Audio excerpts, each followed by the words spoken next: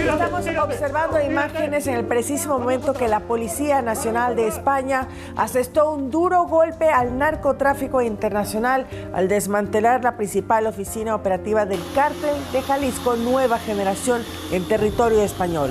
La red se dedicaba a la introducción masiva de cocaína y metanfetamina desde Sudamérica hacia Europa, utilizando maquinaria industrial de gran tonelaje para ocultar la droga. La operación, con colaboración la DEA y la Policía de Países Bajos, resultó en la detención de 20 personas, incluidos 2 objetivos prioritarios de la DEA y miembros de la mafia italiana Camorra, encargados de la distribución. Se incautaron cerca de 2 toneladas de cocaína, 375 kilos de anfetaminas, armas, vehículos y una gran cantidad de efectivo. Esta acción marca un precedente en la lucha contra la expansión global de los cárteles mexicanos en Europa.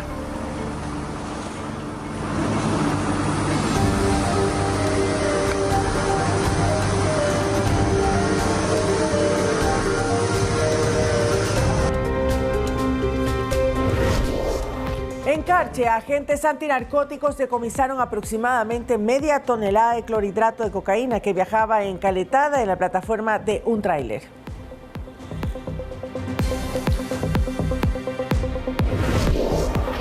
Hoy en nuestra investigación especial, Juego Sucio, la viuda de Jonathan González hace importantes revelaciones tras la muerte del jugador. Su amigo, Carlos Tenorio, habla sobre el hecho violento.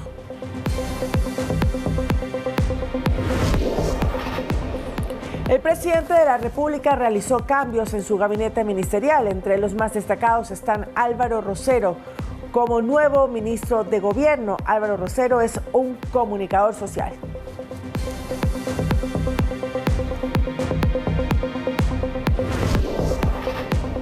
Ecuador termina el año con victoria ante Nueva Zelanda y así asegura el bombo 2 del sorteo del Mundial, que era el objetivo final en esta etapa.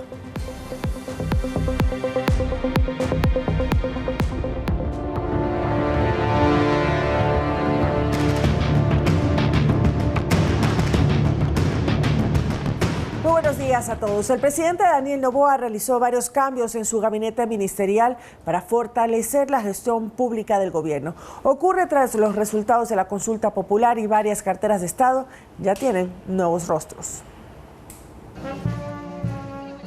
Los cambios fueron oficializados por la Presidencia de la República con el objetivo de fortalecer la gestión pública y así atender las necesidades del país. El primer cambio se realiza en el Ministerio de Gobierno. En esta cartera de Estado sale Zaida Rovira y en su reemplazo se designa al periodista Álvaro Rosero. Sin embargo, Rovira regresa al Ministerio de Desarrollo Humano en reemplazo de Harold Burbano. Burbano, a su vez, pasa al Ministerio de Trabajo en reemplazo de Ivonne Núñez, quien presentó su renuncia al cargo. Además, en el Ministerio de Salud deja su cargo Jimmy Martin y las funciones de esta cartera de Estado son encargadas a la vicepresidenta María José Pinto. De esta manera, la vicepresidenta María José Pinto estará a cargo de ejes como el combate a la desnutrición crónica infantil, la primera infancia, prevención del embarazo adolescente, el impulso de la educación intercultural bilingüe y el fortalecimiento de la salud mental.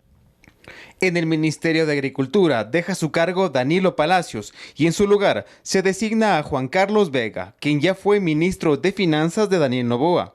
En el Ministerio de Educación, Deporte y Cultura deja su cargo Alegría Crespo y en su reemplazo se designa a Gilda Alcíbar, mientras que en la Secretaría Nacional de Gestión de Riesgos deja su cargo Jorge Carrillo y en su lugar se designa a Carolina Lozano. Desde el Ejecutivo se recalca que los viceministros de estas carteras de Estado serán designados e informados por cada autoridad. Además, el presidente de la República dispuso la culminación de las funciones de Edgar Lama como presidente del directorio del Instituto Ecuatoriano de Seguridad Social IES. Ya se ha iniciado el proceso para la incorporación de un nuevo titular, garantizando así la continuidad institucional y el fortalecimiento de los servicios que el IES brinda a todos los ecuatorianos. Edison Saavedra, Noticias 7. En los ministerios de Educación y Gobierno y en la Secretaría de Gestión de Riesgos hay nuevos funcionarios designados por el presidente Daniel Noboa. Aquí los perfiles de estas nuevas autoridades de gobierno. Por decisión del presidente Daniel Noboa, Álvaro Rosero es ahora el nuevo ministro de Gobierno en reemplazo de Zaida Rovira. Álvaro Rosero León es un radiodifusor quiteño y director de la radio Exa Democracia. Rosero se ha caracterizado por sus editoriales de análisis político. Se trata de una figura nueva en la política ecuatoriana, pues no ha ejercido cargos públicos. Otro rostro nuevo es Gilda Natalia Alcíbar, quien ahora es la nueva ministra de Educación, Deporte y Cultura. Alcíbar es profesional guayaquileña de 43 años, licenciada en Periodismo Internacional y tiene una maestría en Gerencia y Liderazgo Educacional. Además, desde el 2007 fue decana de Comunicación, vicerrectora y rectora de la Universidad de Ecotec. Si bien no es una cara nueva, Juan Carlos Vega regresa al gabinete de Noboa, pero ahora como ministro de Agricultura. Recordemos que Vega ya fue ministro de Finanzas en 2023. Él es economista por la Universidad de Arkansas de Estados Unidos, especializado en agricultura. También cuenta con un máster en economía aplicada y se ha desempeñado como consultor de agroindustria, competitividad y finanzas. Otro rostro nuevo es Carolina Lozano, quien ahora se desempeña como la nueva secretaria nacional de gestión de riesgos. Lozano es economista y ha trabajado en la empresa eléctrica Quito. Edison Saavedra, Noticias 7. Los legisladores de gobierno anunciaron que legislarán apoyados en sus compromisos iniciales y con respeto a los últimos resultados electorales. Eso incluye el trámite de los proyectos oficiales. Veamos. El presidente de la Asamblea, Nils Olsen, habló ante los medios para referirse a los resultados electorales del domingo anterior. Explicó que ADN siempre está presto a escuchar a los sectores que demandan acciones desde el Ejecutivo o desde la propia Asamblea. Bueno, este proyecto político siempre va a tener la capacidad de escuchar y estar junto a las personas, y cuando hay que rectificar, se harán las rectificaciones. El compromiso no ha cambiado, lo que puede cambiar es el camino, pero el compromiso sigue intacto. Y fue en la jornada legislativa de este martes que la bancada oficialista de ADN reiteró públicamente su postura sobre los resultados electorales. La jefa de bloque encargada, Michelle Mancheno, expuso lo siguiente respecto a los datos difundidos por el Consejo Nacional Electoral. Aquí no hay derrotas ni victorias, aquí no ganó A ni perdió B, no se trata de partidos políticos, aquí se trata que el pueblo ecuatoriano se pronunció en las urnas y nos lo están diciendo qué quieren para el país, qué quieren para el futuro de los ecuatorianos.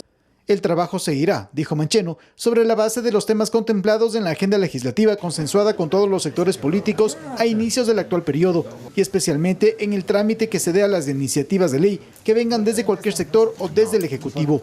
Y esto también nos ayuda a replantear muchas cosas para poder seguir dando los resultados que los ecuatorianos nos exigen como Asamblea Nacional. Un sector de legisladores de Pachacutic cree que este es un momento para el diálogo y búsqueda de un gran acuerdo nacional. Por eso es que nosotros llamamos a todos los ecuatorianos y ecuatorianas a una unidad nacional para seguir trabajando en varios temas que en realidad necesitan respuestas el pueblo ecuatoriano. Asambleístas de sectores de minoría esperan que esta coyuntura electoral sea el inicio para que las dos fuerzas políticas con más representación en la Asamblea, ADN y Revolución Ciudadana, depongan la permanente confrontación. Javier Ceballos, Noticias 7. El desarrollo de la última jornada electoral también fue observado por una alianza interuniversitaria. Es la primera vez que a nivel nacional opera una iniciativa de este tipo. La observación se realizó durante las 3 etapas electorales. Estudiantes universitarios, exalumnos, profesores y representantes de la academia conocieron cómo se desarrolló el proceso desde la elaboración de las papeletas, distribución, elección y el conteo de votos. Los avances en software para temas de seguridad, de las compras de equipos en hardware, de la adquisición de los papeles especiales, de los sellos de seguridad, de los diseños de los expertos y todo ese tipo de cuestiones, es algo que está bastante a la vanguardia, no solamente en la región. Santiago Carranco, jefe de la misión de observación, resaltó que esta es la primera vez que diferentes universidades del país se unen para este fin, el cual busca fortalecer la democracia desde la participación de la sociedad civil. Un veedor va a cumplir y velar por los intereses de un partido, por eso los vemos apelando en los votos. Un observador no. El trabajo de un observador es ver cómo está el marco jurídico, los calendarios electorales y ver cómo esto se va cumpliendo. Resaltando que una vez terminados los comicios, Se envían varias recomendaciones al Consejo Nacional Electoral para que se apliquen en los siguientes procesos. Después de que nosotros damos nuestros informes de observación, tanto nacionales como internacionales, el CNE los recoge, tanto los consejeros como los técnicos, y después sí nos dan una respuesta de dónde se han establecido las mejoras. Esta vez, la recomendación se enfocó en las redes sociales y los periodos de campaña. ¿Por qué? Porque nadie se hace responsable del contenido de esas campañas que nosotros pudimos ver. No hay ningún partido que pueda adjudicarse específicamente a este tema. La alianza interuniversitaria estuvo conformada por 150 personas desplegadas en varias provincias del país. Sofía Vintimilla, Noticias 7. 7 de la mañana con 11 minutos, nos vamos a la pausa y al regresar estaremos con el abogado internacionalista Francisco Paredes. Hablaremos sobre la detención de alias Pipo y también nos acompañará la directora de la Agencia Francesa de Desarrollo, ella es Priscila de Konig. Hablaremos sobre estos 10 años de presencia en nuestro país. Con eso regresamos y también con nuestra entrega de la serie Juego Sucio. Jonathan David González volvió a su tierra natal Esmeraldas para jugar la Serie B del campeonato en el nuevo equipo de la ciudad. Tenía 31 años y una carrera que aún no terminaba, hasta que una noche sicarios le quitaron la vida. Con eso y más, volvemos.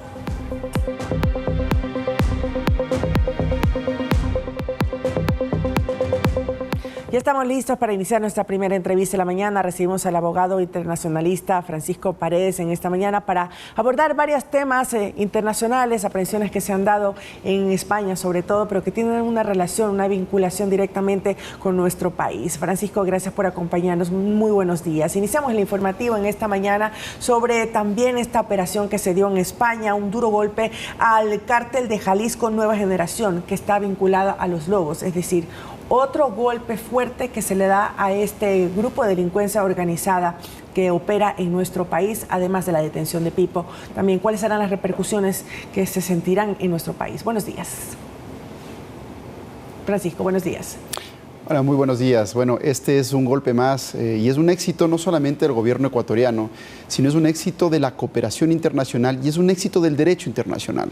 ¿Por qué? Porque estos operativos no podrían darse, no podrían ocurrir si no tenemos primero la ley que cobija este tipo de operativos, segundo, la cooperación internacional de nuestros gobiernos, de Policía Nacional, de los departamentos de inteligencia, de la Interpol, y tercero, si no tenemos todos el mismo objetivo, un objetivo común que es destruir, desarticular y definitivamente lograr romper y fraccionar estos grupos que ahora operan a nivel internacional. La influencia de Jalisco Nueva Generación en Ecuador es conocida ya desde hace varios años y este es un golpe no solamente duro en contra de este grupo criminal, sino también de todos los tentáculos que operan en Europa y en Ecuador.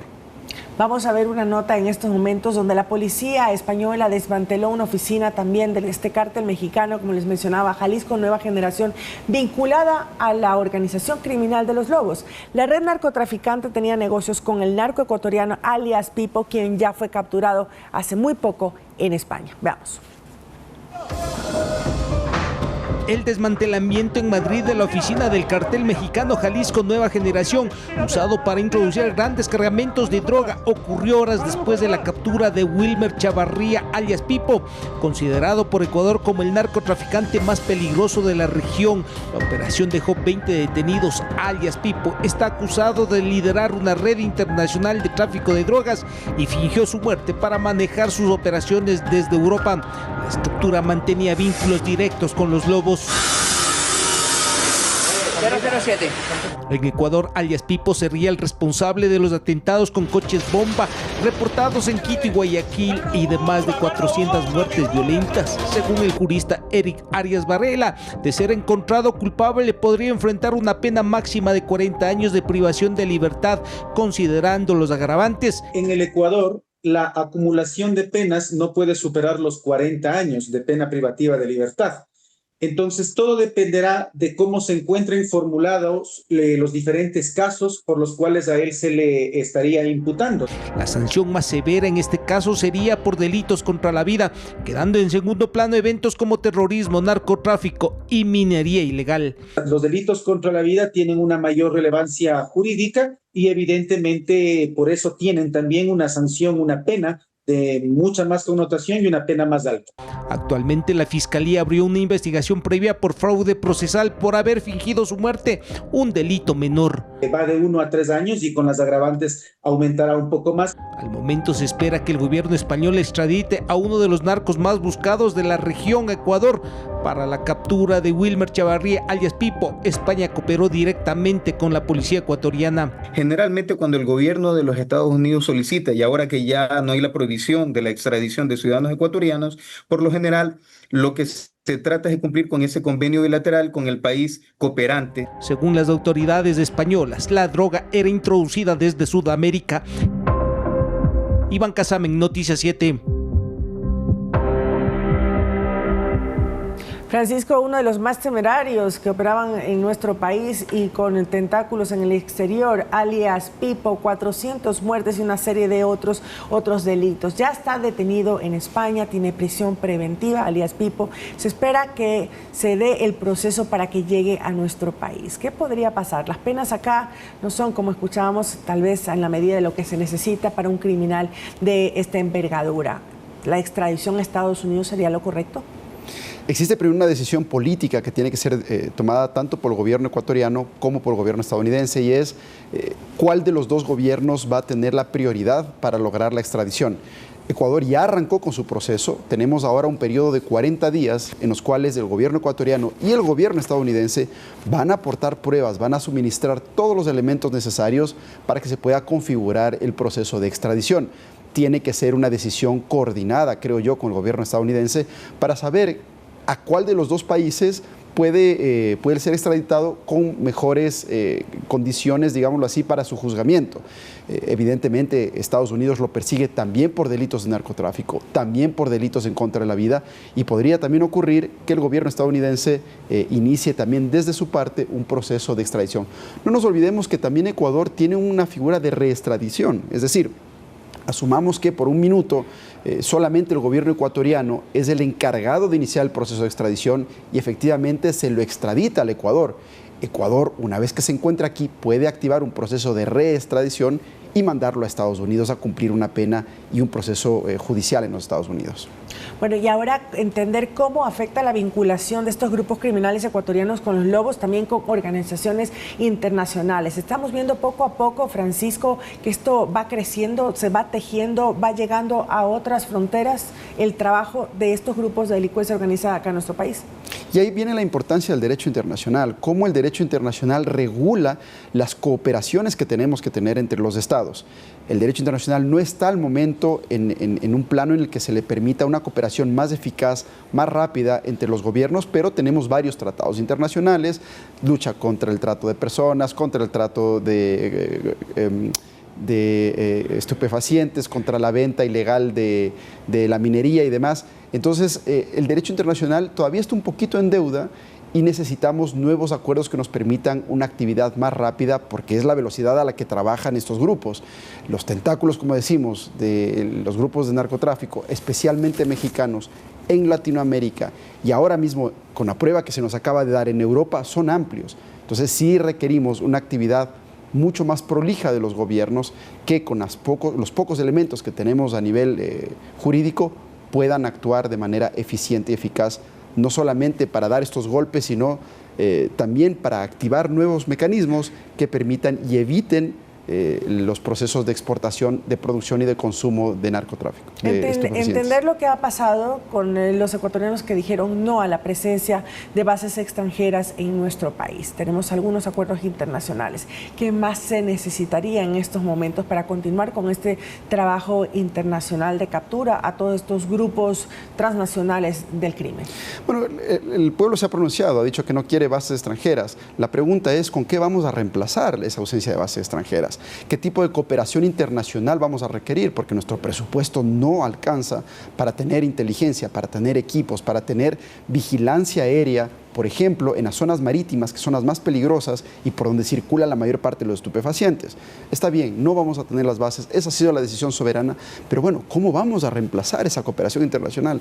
Esa era la siguiente pregunta que se debió haber planteado, es decir, Ahora, ¿cómo vamos a poder controlar a estos grupos delincuenciales? Hay un clamor popular de lucha en contra de la violencia, pero también se le tiene que dar al gobierno y las herramientas para que puedan hacerlo. Efectivamente, la cooperación internacional está ahí. Hemos visto que durante este último año el gobierno se ha reunido con una serie de representantes del gobierno estadounidense, precisamente para buscar financiamiento, para entregar recursos, para entregar inteligencia, pero bueno, a veces este asunto de las bases pudo haber sido un buen aliado del gobierno ecuatoriano para luchar precisamente en contra de estos grupos y tenemos que ver cómo reemplazarlo. Evidentemente las bases no son la única solución, pero sí son parte tecnológica, parte económica, parte financiera para luchar en contra de estos grupos organizados. ¿Había intención de bases en la zona fronteriza por parte de Brasil, por ejemplo? Tenemos cooperación con Italia, que tiene una amplia experiencia también en la lucha contra las mafias. ¿Qué más se necesitaría o con quién más deberíamos cerrar esas alianzas para continuar con esta lucha contra el crimen organizado? Lo primero es encontrar alianzas con el país que hoy en día tiene la mayor parte de grupos criminales y es México, ¿no? Lamentablemente las relaciones con México están fracturadas al día de hoy. Y esas son las relaciones que deberían de a poco intentar recuperarse, porque evidentemente si estos grupos operan como el Jalisco Nueva Generación y demás, operan principalmente desde México, sí existe una necesidad de comunicación, de transferencia de información, de transferencia de inteligencia con este tipo de países. Las extradiciones nos sirven y son elementos ejemplizadores, diría yo, para saber que se les va a perseguir, se les va a sancionar a este tipo de delincuentes. Pero ¿cómo prevenimos? Esa es la siguiente etapa. Y la prevención pasa por la cooperación internacional y tenemos que intentar reabrir los caminos hacia nuestros vecinos como Colombia, hacia nuestros vecinos, bueno, no geográficamente, pero sí ideológicamente, de la región. Ahora vemos que hay ciertos movimientos en que Argentina, Chile, Bolivia están yéndose hacia gobiernos un poco más de derecha que tienden a ser un poco más duros con estos grupos criminales. ¿Por qué no buscar también alianzas ahí? Sabemos que la mayor parte de cocaína se está produciendo, sabemos que en Colombia, pero también se produce en Bolivia y una parte pequeña también en Perú. ¿Por qué no reactivar estas buenas relaciones internacionales con ellos para prevenir que precisamente estas producciones ingresen al Ecuador, cortar esas rutas, atacar esas rutas con inteligencia, con el ejército, con policía, de tal manera que Ecuador deje de ser un centro de exportación de estupefacientes? Y estas rutas que han sido utilizadas frecuentemente en los últimos tiempos por estos bombardeos también en el Caribe que ha dado los Estados Unidos, esto también ha acrecentado, ha aumentado también el crimen en nuestro país, en toda la región, en toda la zona. ¿Podríamos entenderlo de esa manera, Francisco? Desde luego, y a eso se debe la cercanía del gobierno estadounidense con Ecuador. ¿Qué es lo que sucede en resumen? Cuando el gobierno de Estados Unidos bloquea marítimamente la salida de estupefacientes a través del canal venezolano, pues tienen que buscar el siguiente canal, y el siguiente canal ha sido el canal ecuatoriano. Por eso es la cooperación internacional con Estados Unidos tan importante, precisamente para evitar que ahora Ecuador se convierta en el nuevo exportador de estupefacientes. La idea es, y yo creo que la cooperación internacional no solamente con el gobierno de Estados Unidos es fundamental, se mencionaba toda la Unión Europea, parte de los que tienen más experiencia como los italianos, pero el siguiente paso es saber no solamente cómo vamos a controlar y evitar la salida de estupefacientes con esta ruta, sino qué tipos de acuerdos de cooperación a nivel de inteligencia, a nivel de prevención, a nivel de control interno de estas rutas tiene que aplicar Ecuador. Y para eso la cooperación internacional es fundamental. Tenemos que seguir aliándonos con gobiernos como el de Estados Unidos, tenemos que buscar nuevas alianzas con gobiernos como el peruano, como el gobierno colombiano, que sabemos las dificultades que tenemos, y también buscar cómo intentamos controlar eso a nivel de aduanas. Y ahí viene un reto que tiene fundamental el gobierno ahora. ¿Qué hacer con las aduanas? Porque sabemos que en las aduanas es en donde más problemas tienen el tema de narcotráfico. Buscar tal vez una asociación público-privada con algún tipo de gran gerente y administrador extranjero para las aduanas ecuatorianas, con la asesoría del gobierno estadounidense, con la supervisión del gobierno estadounidense, y controlar aduanas desde ese punto de vista podría ser un factor decisivo para luchar contra el narcotráfico también. Bien, ahora entendamos un poco más la importancia y la relevancia de la captura de Pipo. ¿Cuáles serían las repercusiones también para todo el negocio y en nuestro país también para la seguridad? Bueno, sabemos que Pipo lo que hizo es extender el negocio fuera de las fronteras del Ecuador. Sabemos que sus transformaciones físicas, cirugías y demás tenían un propósito, no que deje de delinquir, no escapar de su realidad, sino más bien extender estas operaciones hacia Europa. Y esto es lo que llama... hacia Medio Oriente también, Emiratos Árabes, Dubái, donde él también residía y se movía mucho, pero también tenía una base ahí. Sí, ya no es un tema del continente americano, por así decirlo. Ya no es ni siquiera un tema de América y de Europa, sino también empiezan a extenderse hacia otros sectores, empieza a extenderse hacia la parte de Asia Menor, hacia la parte incluso superior del África, y sabemos que estas redes han logrado llegar y han logrado permear incluso los sistemas de seguridad tan complejos que tienen en Europa para poder pasarse por otras personas y poder ingresar a través de un pasaporte falso venezolano y tener una visa Schengen que le permita pues vivir libre y tranquilamente en Europa. Esto es un ejemplo de que incluso la tecnología puede fallar, incluso la inteligencia artificial que seguramente se utiliza para la detección de rostros puede fallar, y el siguiente paso es hacer un análisis de qué es lo que ha sucedido en las cárceles ecuatorianas. Si evidentemente quienes dicen haber fallecido lo han hecho, porque esa es la estrategia, ¿no? La misma la utilizó en su momento Norero y demás, es decir, pretender o fingir su muerte para escapar la justicia y la persecución. Necesitamos activar también los acuerdos internacionales con la zona del África Menor, porque hacia allá también se están dando cierto tipo de operaciones. Y hacia allá realmente Ecuador no ha trabajado mucho. No tenemos convenios de cooperación en ese sector del mundo, Francisco, o no en la medida que necesitamos. No existen en la medida en que necesitamos, no existe intercambio de inteligencia en la medida que necesitamos, no existe un intercambio ni siquiera más elemental de convenios internacionales de los que seamos parte. Entonces es el reto que tiene ahora Cancillería. Firmar nuevos tipos de acuerdos, asegurarnos que los convenios de extradición, de los convenios de inteligencia están al día y que podamos cooperar de manera eficiente. Para finalizar, Francisco, la idea de que Donald Trump pueda sentarse a dialogar con Maduro, ¿qué perspectivas puede dar para la región? ¿Qué cambios se pueden producir de darse esa reunión? Todo indica que el presidente Trump ha tomado la decisión de atacar militarmente a Venezuela. Lo ha informado abiertamente el presidente Trump, lo ha informado el presidente Trump ante su Asamblea Nacional. Esto es cuestión de días. La idea, entendemos nosotros, ha sido una especie de operación que le permita encasillar o encerrar a Maduro para que él tome la decisión voluntaria de salir de Venezuela. ¿Qué es lo último que se baraja? Lo último que se baraja es una salida medianamente digna hacia Turquía.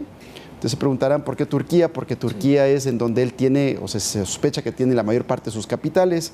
Entonces esa podría ser una de las salidas. ¿Por qué no a ningún país centroamericano que se hablaba inicialmente, o a Colombia y demás? Porque evidentemente el riesgo de fuga sigue siendo alto, y además se vería mal que se le permita tener una vida, digámoslo así, de lujos y de placeres, cuando este ha sido uno de los principales delincuentes que ha hecho tanto daño al hermano pueblo venezolano e indirectamente también a Latinoamérica. Es posible que Trump, por eso ha movido tantas flotas militares. La operación diaria tiene un costo para Estados Unidos de $10 millones. Tener sus navíos, tener sus operativos, tener sus militares, sus Navy SEALs, tiene un costo de $10 millones diarios. Y llevan varios meses, ¿no? Y ya llevan varios meses. En algún momento buscarán también recuperar esos valores, pero al día de hoy la idea es la salida inmediata del señor Maduro y de sus ¿Crees que se dé esa conversación o sea más por la vía militar? No, en este punto nosotros, de lo que se conoce internacionalmente, Maduro ha hecho ya varias propuestas para poder salir de Venezuela, propuestas que no han sido aceptadas, porque evidentemente estas propuestas implican la salida de Maduro, pero ¿quién se queda en el poder? quien se quedaba en el poder ha buscado que sea Daisy Rodríguez o el hermano de Daisy Rodríguez, es decir, gente todavía asociada con el gobierno de Maduro, y es ahí en donde entra el no negociable de parte del gobierno de Estados Unidos. La salida tiene que darse y tiene que haber una transición ordenada hacia el legítimo presidente. ¿Sí? Existe un legítimo presidente elegido por el pueblo venezolano, que debería quedarse y quien debería culminar su mandato.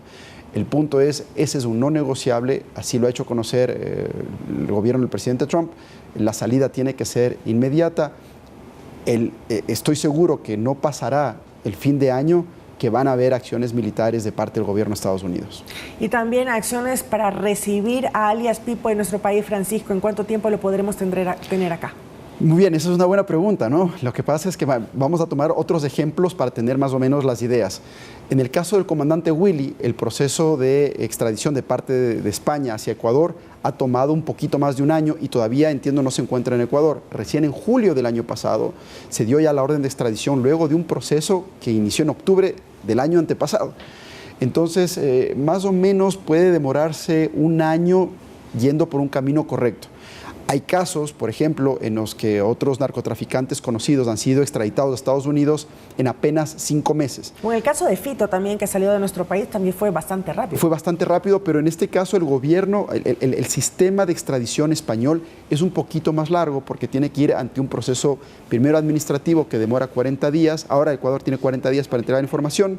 Luego otros 40 días más para que el gobierno haga un análisis interno sobre si procede, y luego arranca formalmente un proceso judicial ante la Audiencia Nacional, que es un tribunal especializado en estos temas. Esto puede demorar 3 meses si es que alias Pipo acepta la extradición, y si no acepta la extradición se pueden plantear recursos y demás, y esto puede demorar hasta un año entero más.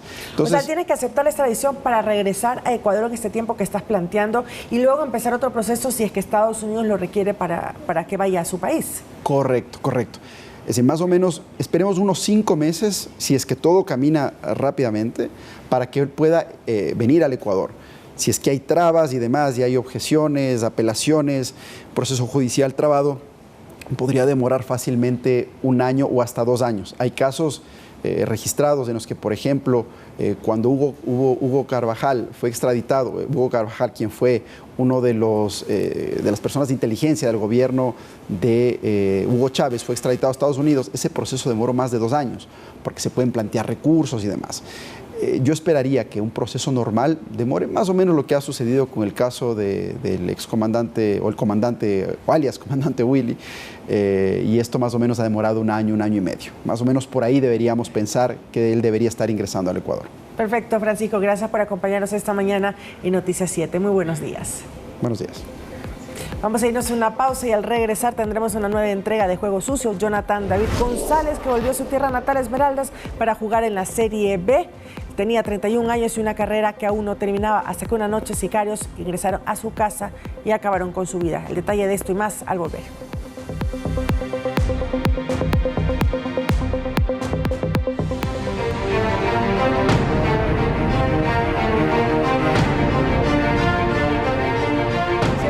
De la mañana, más información y más también de 400 kilos de cocaína aparentemente destinada al mercado internacional de la droga fueron decomisados en Tulcán. La droga viajaba en un vehículo pesado. Vamos a ver.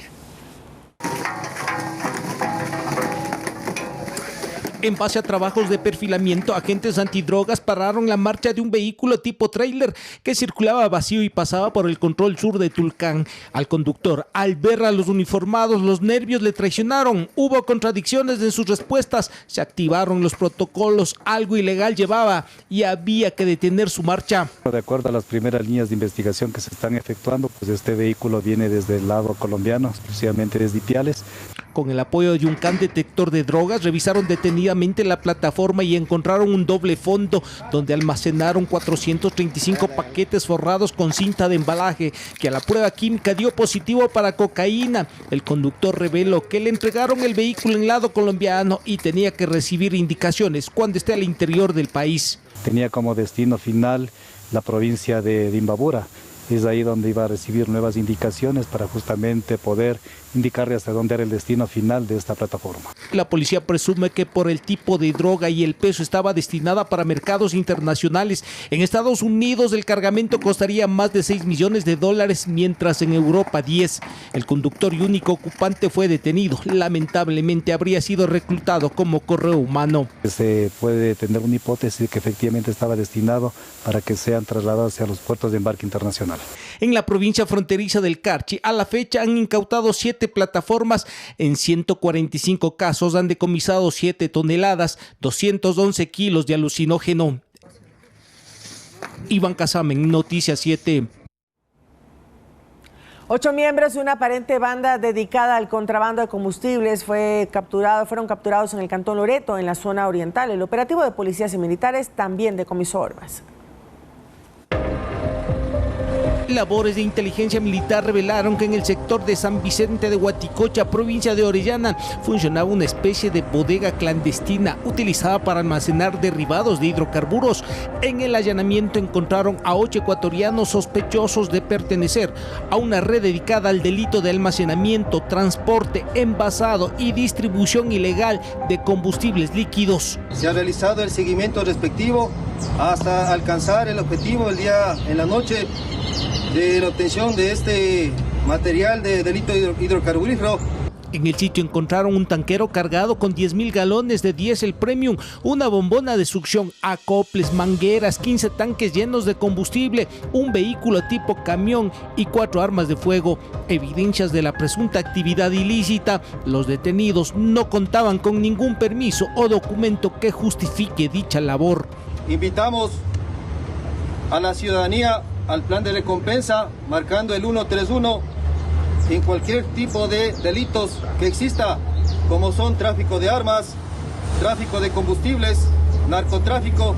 El operativo Nuevo Amanecer provocó la afectación económica de la organización dedicada al tráfico de combustibles en un valor aproximado de $30.000 semanales. Parte de la red serían 5 tanqueros que no fueron encontrados en el lugar, dando un golpe considerable a la economía ilegal del tráfico de combustibles. Este tipo de delitos causan daño a la población y más que todo a la seguridad pública y al medio ambiente.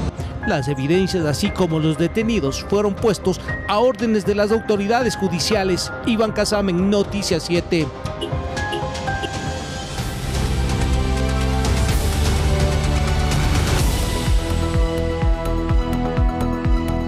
7 de la mañana, 43 minutos. Ya estamos con Priscille de Konig, ella es directora de la Agencia Francesa de Desarrollo, y vamos a conversar sobre estos 10 años de cooperación internacional en nuestro país. Gracias por acompañarnos, Priscille. Bienvenida a la sala de entrevistas de Noticias 7. Quisiéramos conocer el campo de acción de la Agencia Francesa durante todo ese tiempo en Ecuador. Buenos días. Buenos días. La Agencia Francesa de Desarrollo es lo que se llama un banco de desarrollo del gobierno francés. Financiamos proyectos de desarrollo en el país en 3 campos principales. El primero son las infraestructuras urbanas, servicios básicos, agua y saneamiento, desechos sólidos, por ejemplo. También la protección de la biodiversidad, y en particular en la zona amazónica, en los océanos del Ecuador. Y el tercer pilar de nuestra acción es todo lo que tiene que ver con la inclusión social y en particular reducir brechas entre mujeres y hombres. ¿Cuáles son los logros que quisiera destacar a lo largo del trabajo en estos 10 años de la agencia francesa? Bueno, hay algunos proyectos de los cuales somos particularmente orgullosos. Por ejemplo, en la ciudad de Quito hemos trabajado con la empresa de agua para mejorar el abastecimiento en agua potable de la ciudad. Hemos trabajado en una nueva captación de agua en los glaciares, en la zona de Papayacta, en una planta de potabilización y en nuevos ductos para abastecer a los barrios orientales en la zona de Pifo, donde está el aeropuerto, para que los habitantes puedan tener un servicio más continuo. ¿Ese trabajo del agua lo van a trasladar también o lo han trasladado a otros puntos del país también? En la zona amazónica, como usted menciona, que también tienen un largo trabajo. Sí, por supuesto. Hemos trabajado en diversas zonas del país. Hemos trabajado en municipios pequeños con un banco de desarrollo del Ecuador que se llama el BEDE. En particular en la ciudad de Tulcán, por ejemplo, hemos traído servicios de agua. En la ciudad de Guano hemos traído servicios más de saneamiento. Y estamos trabajando en la ciudad de Guayaquil también en temas de saneamiento. En temas de saneamiento, en temas de agua también en la ciudad de Guayaquil, ha sido uno de los temas polémicos en los últimos días. Sí, hemos trabajado con la Municipalidad de Guayaquil en ambos temas, más que todo en el tema de saneamiento en los barrios noroestes de la ciudad, que fueron históricamente barrios de invasión donde no hay servicio de saneamiento. Y sí hemos ayudado en poner en marcha a una planta de tratamiento que se llama la Petarmilote y a varias redes de alcantarillado para todos esos barrios que son, por ejemplo, Flor de Bastión, Sergio Torral, que son barrios de Guayaquil. ¿Cómo se ha adaptado la agencia francesa a lo largo de los desafíos y los cambios que se ha presentado en el Ecuador a lo largo de estos 10 años? Bueno, hemos atravesado junto con el Ecuador, digamos, varias crisis, empezando por el terremoto en 2016. La agencia ha ayudado en reactivar la economía y también a construir casas sismo resistentes, digamos, para los próximos eventos naturales que se pueden dar en el país. También hemos atravesado la pandemia, hemos atravesado también el año pasado la crisis energética y ahora estamos enfrentando la crisis de seguridad. Entonces, en cada uno de esos acontecimientos tratamos, digamos, de apoyar lo más que se pueda al país para enfrentar esos retos. En el caso de la seguridad también se buscan acuerdos bilaterales a nivel institucional, gubernamental, pero a nivel de la agencia francesa, ¿de qué manera está apoyando al país en esta lucha? Bueno, la agencia es una agencia de cooperación y desarrollo, entonces tratamos de apoyar, digamos, la parte de impacto social de esa crisis de seguridad y en particular estamos ahorita trabajando con el gobierno para trabajar 3 temas principales: la prevención del reclutamiento de jóvenes, la lucha contra el lavado de activos y también el impacto socioambiental de la minería ilegal. Y en particular cabe resaltar que Francia tiene un territorio amazónico, que es la Guyana francesa, que también enfrenta problemas de minería ilegal. Entonces se prevé que haya, por ejemplo, un intercambio entre la Guyana y el Ecuador para intercambiar experiencias de lucha contra la minería ilegal. ¿Ese intercambio de información y de experiencia ya se está dando o cuándo comenzaría? Ya hubo una primera delegación ecuatoriana que estuvo en la Guyana francesa y se espera que para el mes de enero haya la misión de regreso de unos funcionarios franceses que puedan visitar al Ecuador y compartir experiencias en los temas de lucha contra minería, de contaminación al mercurio y también de conocer mejor o tener un tipo de observación de la actividad minera en el Ecuador.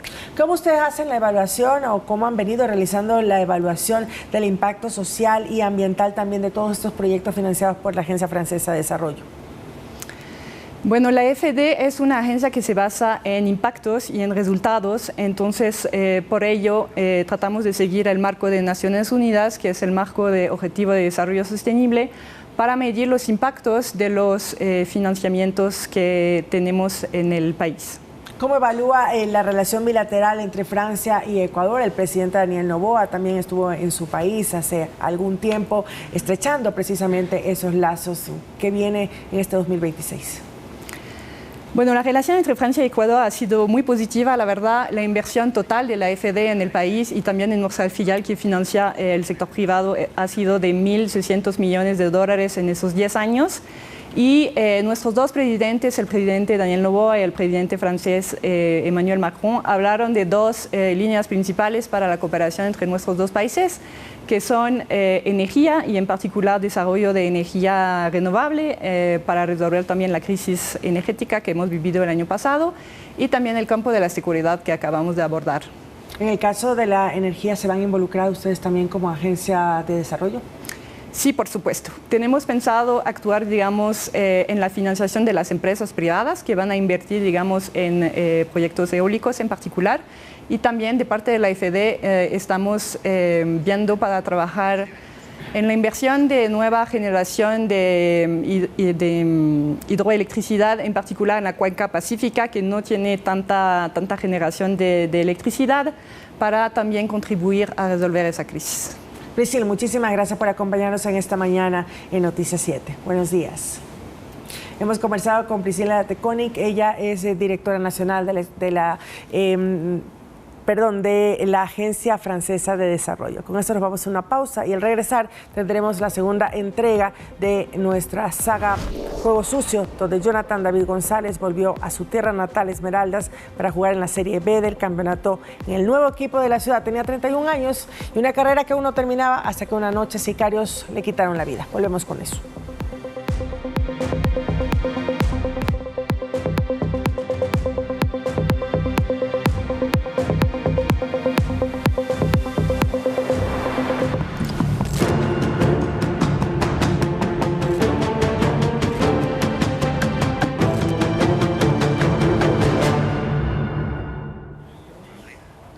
Esta es nuestra segunda entrega de Juego Sucio, esta serie de investigación que presentamos en Noticias 7.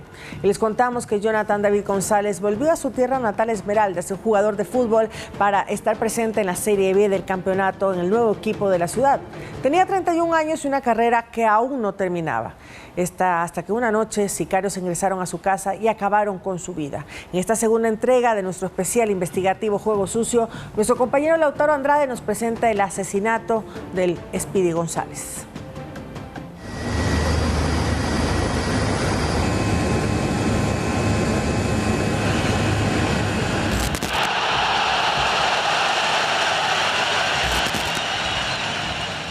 Aquí jugaba los partidos de Serie B Jonathan David González, figura del cuadro local 22 de julio de Esmeraldas.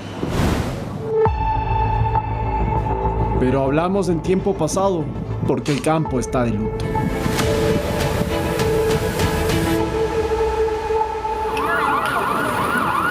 A finales de una fatídica noche de septiembre, la policía llegó a su casa en el sector de Vista al Mar.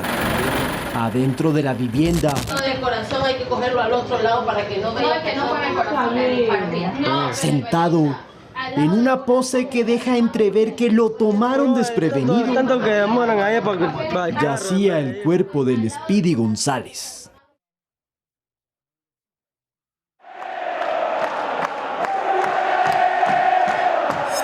Apagaron a un ex seleccionado nacional, una figura de Independiente del Valle y con pasado en México. Detrás de su muerte hay algunas teorías. Pero antes de hablar de eso, hay que escuchar a quienes lo conocieron de cerca. Carlos, ¿cómo tomó usted la muerte de Jonathan González en Esmeraldas, su tierra? Sí fue una noticia para Carlos en lo personal y para los esmeraldeños muy impactante, porque primero Jonathan es un chico criado en el barrio, un chico de muchos consejos de Carlos. ¿Ya? Sí, nosotros en el barrio mismo. Después es un chico que se ganó todo a pulso, unos inconvenientes ahí en su vida profesional, pero esa sí nos impactó.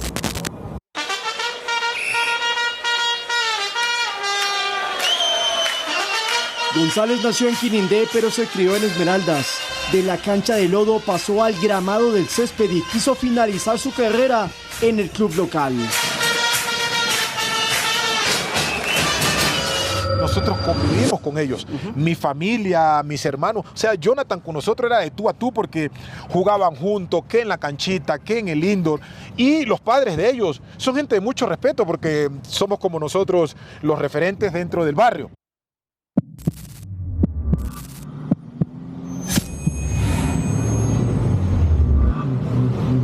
La última vez que yo lo vi, él iba a viajar a Quito, que iba a jugar con el 22 de julio, fue un día martes, y de allí ya no lo vi más hasta cuando ya me vine de Manta y lo vi ya en una caja. No fue una persona mala, ni persona que andaba en malos pasos, ni nada. La impunidad. Carlos el Demoledor Tenorio, hoy dirigente gremial de futbolistas, da fe de que González estaba alejado de mafias o vicios que hubiesen provocado su repentina muerte. Ir al cuerpo de Jonathan, escuchar la noticia, abrazarla a la mamá y el sentir, tú tienes que ver toda la barriada de nosotros ahí, y hasta hoy nosotros nos seguimos preguntando, no, esto tiene que ser una equivocación. Claro, mentira, es un chico más bueno que el pan, más bueno que el pan. Apuestas deportivas y amenazas. Dos términos que cada vez se escuchan más seguido. No tenemos dudas que existen grupos de delincuencia organizada que están permeando en el deporte y donde ven una forma lucrativa de hacer dinero. Lastimosamente, aventurarse a lanzar un nombre de quién y por qué se mató al Speedy González es aún prematuro. Y para mí los motivos no los vamos a saber hasta que no se siga con una investigación muy profunda. Septiembre del 2025. 2 futbolistas profesionales fueron asesinados. Jonathan González. Michael Valencia, del club Exapromo Costa de segunda categoría, avaliado en Manta una semana antes. Autoridades aseguran que están tomando medidas para enfrentar la violencia pero... ¿Y a los jugadores cómo protegerlos? Bueno, yo creo que las alertas y las denuncias tienen que hacerse de forma oportuna. Nosotros desde el Viceministerio del Deporte, de la mano con la Asamblea Nacional, estamos trabajando en tipificar delitos que atenten contra la integridad del deporte, justamente amaño de partidos, lucha contra el dopaje, y que los deportistas se sientan protegidos justamente con estas herramientas que nosotros estamos implementando, no solo desde la parte jurídica, sino también desde la detección de líneas de apuestas irregulares. Porque hay divisiones que dicen que están completamente cooptadas. Lastimosamente son más ejemplos ahora los que se están viendo semana a semana, donde son escandalosas las jugadas que todo apuntan a que hay una actividad irregular atrás.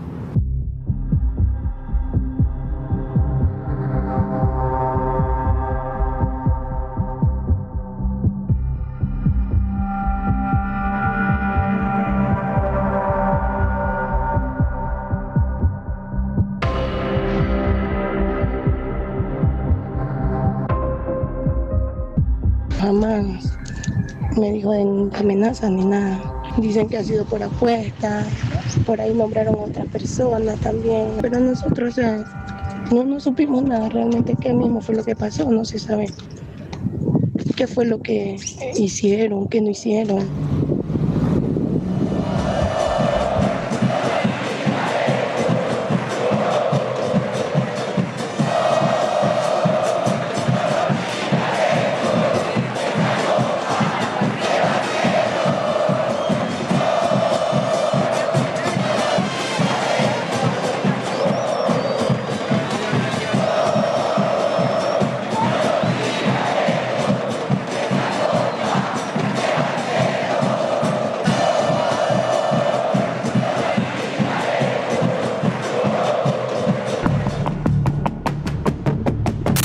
Hoy, 20 horas, la tercera entrega de la investigación, Juego Sucio. Conversamos con uno de los protagonistas, sí, con uno de los sancionados por supuestamente participar en este amaño de partidos. Y lo que no entiendo, vuelvo y repito, no entiendo por qué está mi nombre ahí. Nosotros ya hemos recibido reportes de anomalías que los estamos investigando, aproximadamente unos 10 o 11 reportes del año, ¿no? De partidos que han presentado anomalías.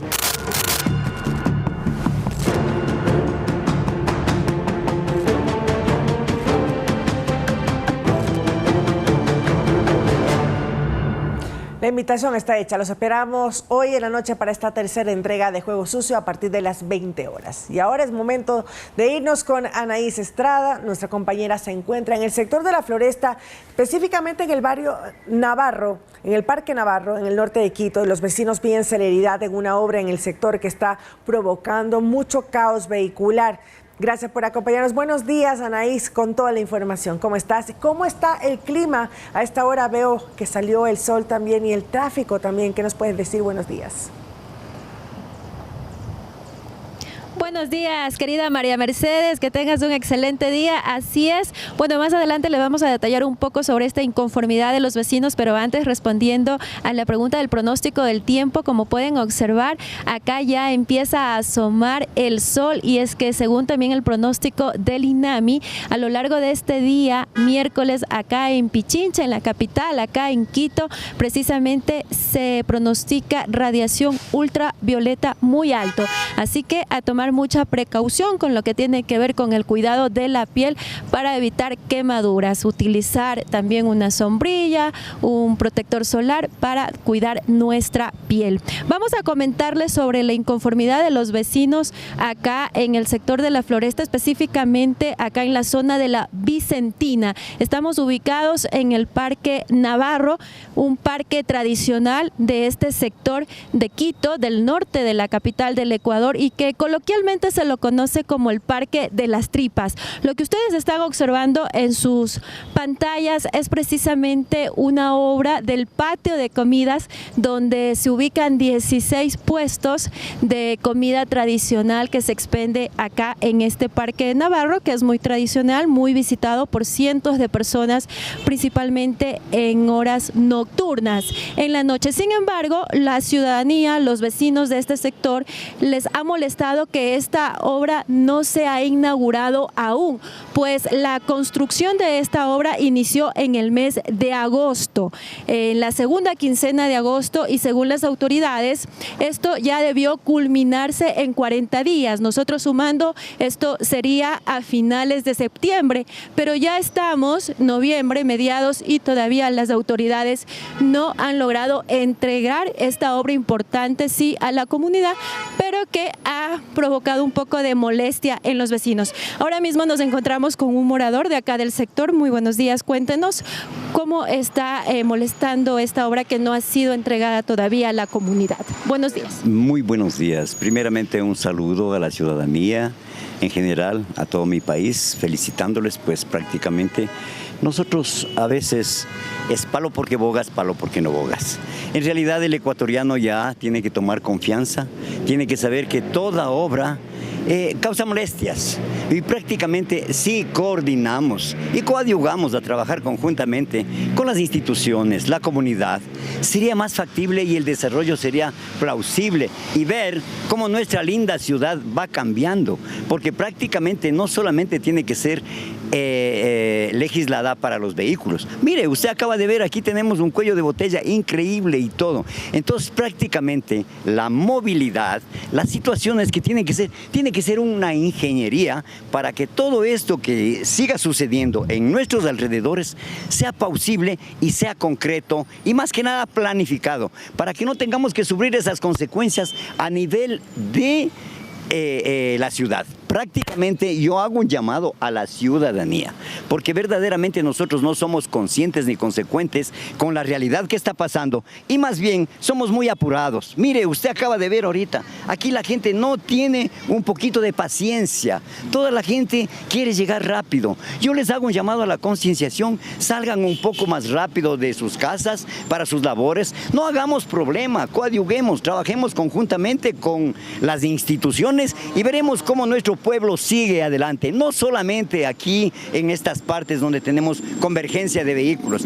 Tiene que decir, como le contaba antiguamente, tiene que ser una reingeniería de movilidad para que nuestra ciudad tenga lo que tiene que tener. Y felicito a las autoridades que sigan trabajando y trabajemos conjuntamente. Felicidades también a la parte informativa, porque ustedes son la causa principal para el desarrollo. Mire lo que acaba de suceder ahora a la madrugada, anoche, en el camino al aeropuerto. Como yo lo llamo, la ruta viva es la ruta de la muerte. Gracias, vecino. Este es el malestar, entonces, también el tema del tráfico, de la congestión vehicular. Agradecemos al vecino. También teníamos más temprano la inconformidad de una de las vecinas de acá de La Vicentina, que nos comentaba acerca de cómo les ha estado afectando el hecho de que no se haya inaugurado o entregado pronto esta obra. Según lo que nos comentaba, es que las autoridades capitalinas esperan las fiestas de la ciudad para entregar esta obra a la comunidad.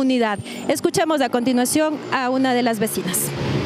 Nos está afectando porque todo es inseguro, es el tráfico y todo es bien sucio aquí todito, no dejan todo sucio. En esta vereda están colocados los 16 puestos. Aquí están todos, a las 11 de la mañana ya empiezan a ponerse. Y es el tráfico tremendo, ¿sí vea? Eso que ahorita, pero ya cuando vienen es tremendo el tráfico. Y la suciedad, la inseguridad. ¿Qué pasa con los vehículos, por ejemplo, de las personas que vienen a comprar acá en los negocios? Tienen que pagar $1 para que les cuiden los carros, y aún así les van robando los carros. Ya como 3 carros se han robado. ¿Y qué es lo que dicen las autoridades? ¿Cuándo van a inaugurar? Así es, como le escuchábamos a la vecina, desde agosto en esta vereda específicamente es donde han estado ubicados los 16 puestos de comida tradicional que se expende, también ellos esperando el momento en que las autoridades inauguren la obra que es el patio de comidas, para eso sí, ya ir a un lugar adecuado y no causar molestias de insalubridad acá en este Parque Navarro, coloquialmente conocido como el Parque de las Tripas. Esa es la información, amigas y amigos televidentes, que les podemos comentar a esta hora de la mañana. Son las 8 de la mañana con 8 minutos. Que tengan todos ustedes un feliz miércoles. Continuamos contigo, María Mercedes. Igual para ti, Anaí, solamente para concluir este tema, ya dijiste que se acercan las fiestas y entregarán esta obra. ¿Es así? ¿Tienen fecha? ¿Te han confirmado algo? Hay que esperar eso todavía por parte de las autoridades capitalinas. Lo que nosotros les hemos comunicado es lo que nos han contado los vecinos de acá de la Vicentina, que han dejado la inauguración de esta obra para las fiestas de Quito, pero tocará corroborar y también esperar las fiestas de Quito para ver si que finalmente se inaugura acá el patio de comidas en el Parque Navarro en la Vicentina. Excelente, gracias Anaís por este informe. Muy buenos días y feliz miércoles para ti también.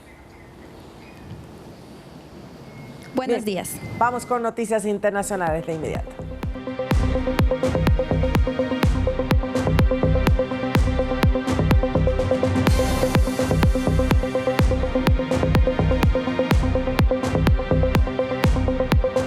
El Senado de Estados Unidos aprobó un proyecto de ley clave que obliga al Departamento de Justicia a publicar los documentos de la investigación del pederasta Jeffrey Epstein. La medida ya había sido aprobada por la Cámara de Representantes con un apoyo casi unánime. La ley fue enviada automáticamente al escritorio del presidente Donald Trump para su ratificación.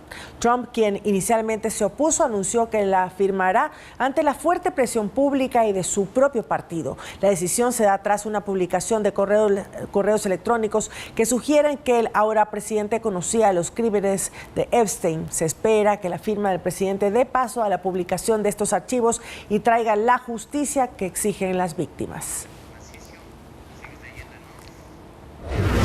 Las autoridades de Tailandia han desmantelado una operación de contrabando de vida silvestre en la frontera con Camboya. En 2 operativos recientes lograron rescatar un total de 143 macacos que estaban siendo transportados ilegalmente.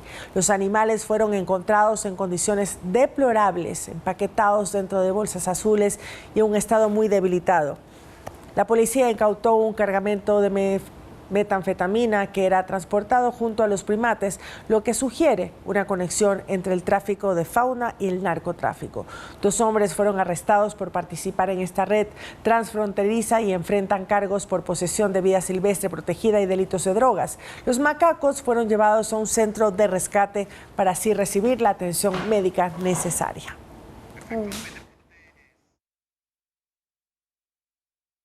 Let's go!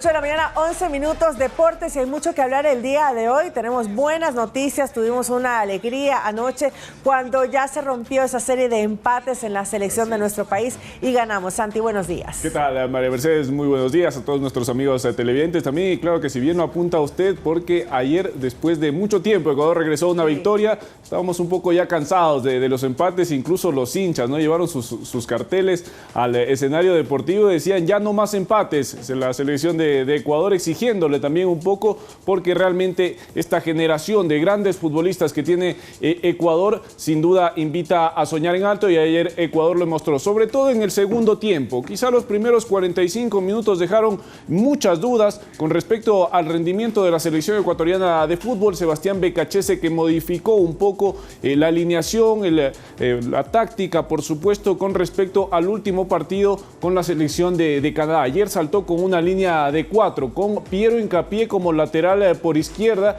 y Alan Franco como lateral por derecha, y quizá eso habla mucho, da un mensaje muy claro de lo que piensa Sebastián Becachese. Tiene jugadores en esas posiciones, por ejemplo Ángelo Preciado, que lo ven ustedes ahí en pantalla, estuvo considerado, convocado, pero no sumó ni un minuto en esta doble fecha de eliminatoria, siendo él lateral derecho de oficio. Lo prefirió a Alan Franco, cambiando la posición del jugador de Atlético Mineiro, que, dicho sea de paso, ayer salió golpeado, salió un poco lesionado el jugador Alan Franco, y es preocupante también porque este día sábado ya tiene la final de la Copa Sudamericana con el Atlético Mineiro, precisamente. Y les comentaba también por el otro sector del campo campo de juego no estuvo convocado Pervis Estupiñán, quien se está recuperando de una lesión que sufrió precisamente con el AC Milan. Está sumando minutos, pero tampoco se decide, por ejemplo, por Johanner Chávez o por Cristian Leonel Ramírez. Prefiere improvisarlo a Piero Hincapié. Así que ya son decisiones netamente técnicas, pero que sin duda dan para discutir y analizar lo que piensa BKHS